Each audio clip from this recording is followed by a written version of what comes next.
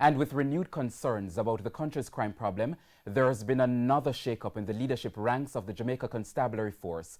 The transfers were announced on the weekend by Police Commissioner Major General Anthony Anderson in the latest force orders. TVJ's Prince Moore has the details. Commissioner Anderson has been coming under increasing pressure to find a solution to the country's crime problems.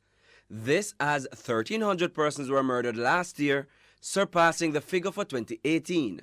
As part of the shake-up, Commissioner Anderson announced changes to the Criminal Investigation Branch, CIB. Assistant Commissioner MacArthur Sutherland, who heads the CIB, has been transferred and will be replaced by Assistant Commissioner Clinton Leng.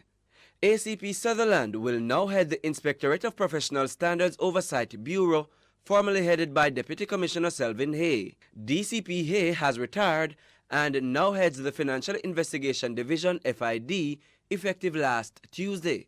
Head of the Kingston Western Police Division, Superintendent Howard Chambers, has been transferred to the Specialized Operations Unit, formerly Mobile Reserve. He is to be replaced by Superintendent Leighton Gray, who now heads the St. Andrew North Police Division.